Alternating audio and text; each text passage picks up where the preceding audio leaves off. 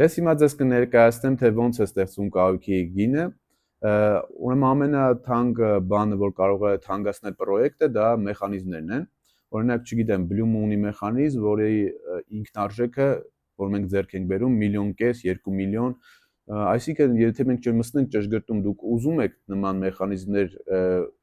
թե չեք ուզում, մենք ձեզ չենք կարող գին տալ, որտեղ դուք կարող եք մեզանից ունենալ ակնկալիք, որ դա լինելու է ձեր մոտ,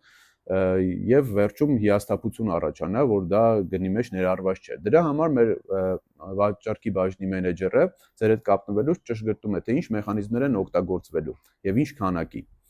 Դրանից հետո երկրորդ ամենակարևոր գնահատեղծգործոնը դա ֆասադային նյութն է։ Դա ճշտելուց հետո արդեն աքսեսուարներն են շատ կարևոր, բռնակները, չգիտեմ, դետալներ կարող է վրան դեկորներ, եւ այսպես հարցերի բավարարումից հետո ձեզ ներկայացվում է գնահառաչարկ եւ ժամկետներ, որոնք արդեն համապատասխանում են ձեր իսկ կահույքին։ Ձեր մասնագետը կմոտիկանա չափագրելու, ոչ, մեր դեպքում մեր մասնագետը չի մոտիկանա չափագրելու առանց գնահառաչարկ ներկայացնելու։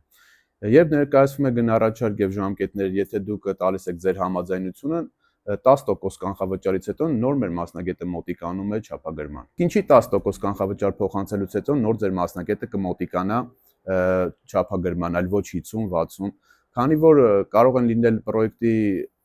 քննարկումների արդյունքում փոփոխություններ, թե մեխանիզմների քանակի, թե նյութի, կարող է նաև լինել գնային փոփոխություն, բայց քանի որ մենք աշխատում ենք շատ պարզ մեխանիզմներով, այսինքն մենք բոլոր ներկայացնում ենք ձեզ ինչ գործոնները որքան կարող են թանկացնել եւ էժանացնել ձեր պրոյեկտը, մենք վերջում ստանում ենք վերջնական գին, որը կարող է նաև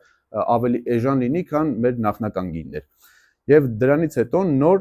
լինում է 60% կանխավճարի փոխանցում։